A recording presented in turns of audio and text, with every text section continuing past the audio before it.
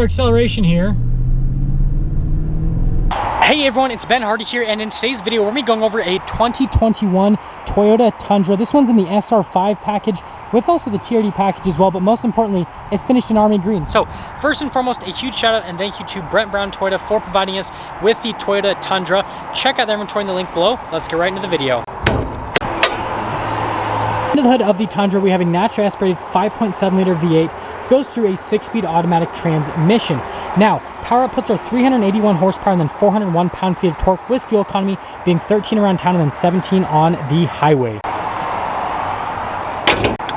Now let's go over the front end on this 2021 Tundra. So first off, I definitely like the little hood scoop right there. Definitely makes it look a little bit more aggressive. And then you actually do have the chrome, as you can see, all there along the front. Now, yes, this is an SR5 package, but you still get the full LED lights, which look really nice. You can see just how bright those are.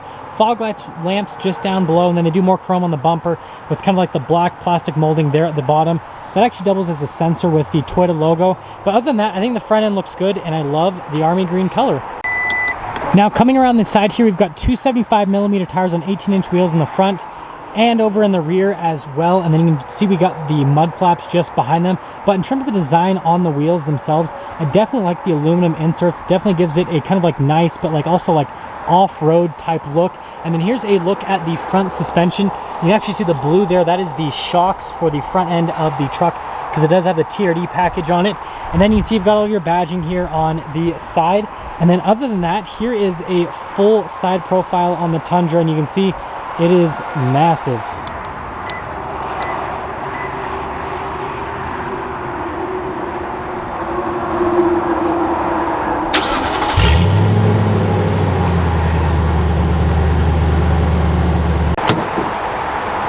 Actually, looking at the bed here, you can see it already has a spray-in bed liner from the factory. Nice little touch with that.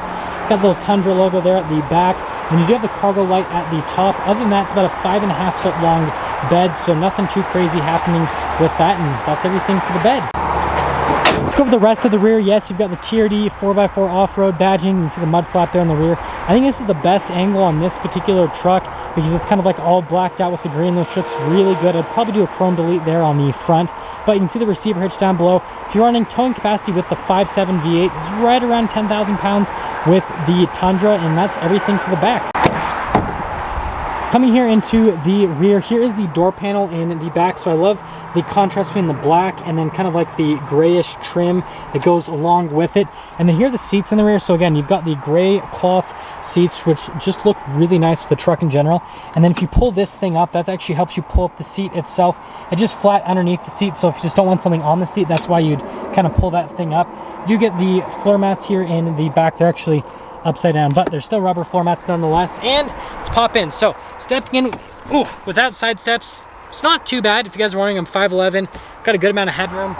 Leg room, it's plenty. And then you can see we've got some vents right here, and this pulls down to be some cup holders, and that's it for the back. Coming here to the front, you guys will notice the door panel here at the front's identical to what's in the rear, just a little bit different with the controls for the windows. And then here's the seat at the front. Again, you've got that darker cloth with the interesting cloth here in the middle. This kind of like brings me back to like the 1970s is what that kind of looks like. Power adjustments on the side of the seat, which is pretty nice. Here's what the pedals look like. And then notice you've got the adjustments for the mirror. That's for the little cargo light at the back. And then you can see you've got for the doors right there. And then that's for the sliding window in the rear as well. And then there is one more look before we pop in.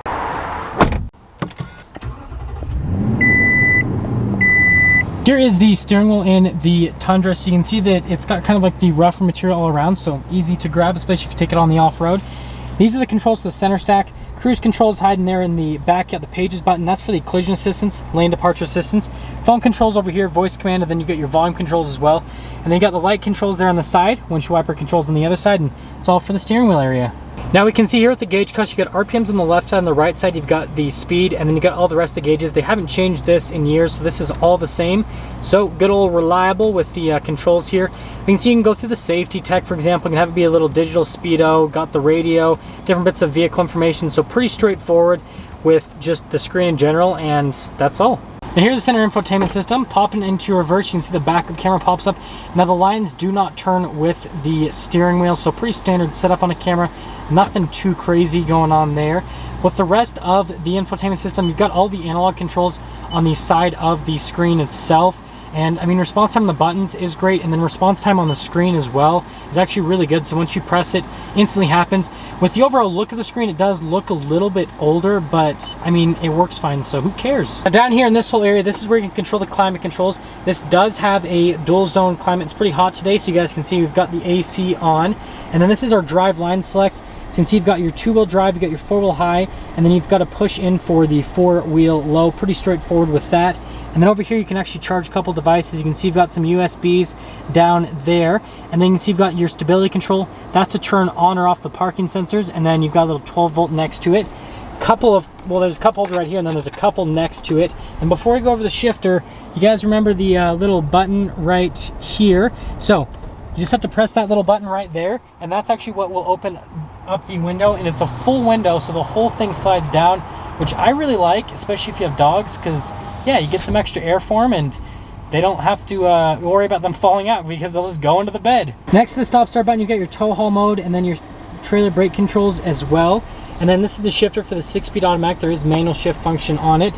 And then you can see here, we've got the SR5 badge with the whole center console setup. And yep, just like most other trucks, it's massive. I do like the armrest here. It feels really nice, actually.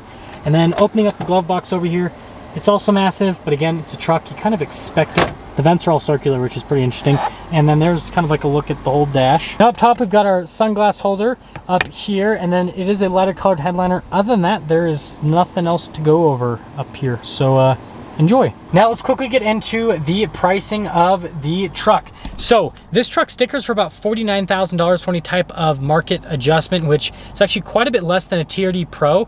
And so with just a few suspension tweaks, you basically could have it as capable as a TRD Pro for a lot less money, and you still get the cool green color. Just saying. That all being said, let's take her out and see how she drives.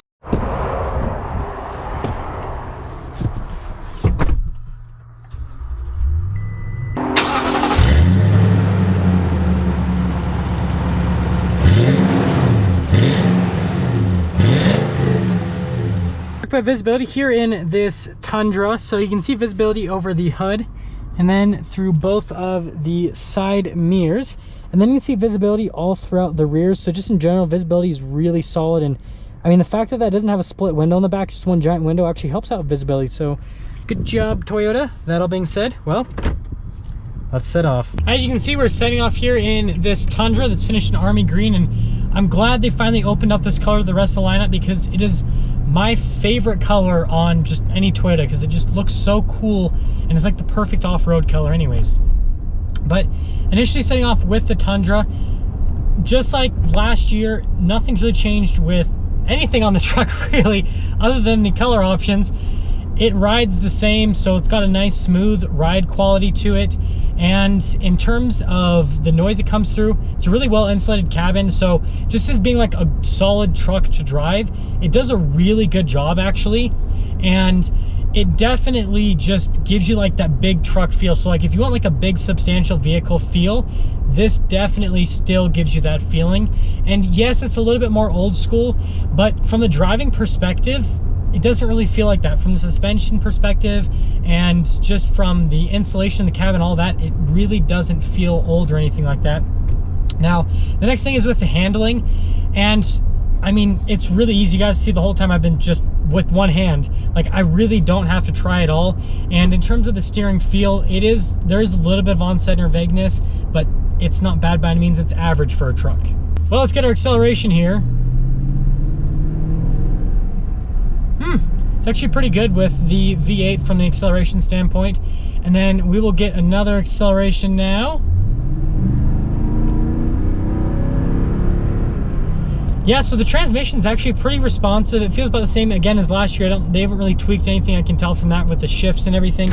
And I'll go into the manual mode just to see how that kind of feels. That's weird. It almost shifts slower in the manual mode than it does. This truck does better in the automatic mode. I mean, some vehicles are just like that. This definitely has that feeling where it feels a little bit better in the automatic mode versus the manual mode. But continuing along with that, I think acceleration is strong. It's right where it needs to be. It's on par with other trucks in this category. So where does the Tundra stand? Again, yes, the Tundra hasn't been updated in a long time. It has an old school engine, old school transmission, the interior, all that. But here's the thing. The newer trucks have all these crazy electronics that are bound to break. Like, there's just so much stuff in them. So if you want something that's simpler, that's gonna have a lot better reliability because it doesn't have a ton of crazy technology, then this is where the Tundra is really gonna shine. Because again, it doesn't have all the crazy electrical stuff that the new trucks have, doesn't have the crazy transmissions. All this stuff is very well proven. And so if you want a proven vehicle, then the Tundra is definitely for you. That is going to sum things up for our video on the 2021 Toyota Tundra. Again, a huge shout out and thank you to Brent Brown Toyota for providing us with the Tundra. Check out their inventory in the link below. I will see all of you in the next video.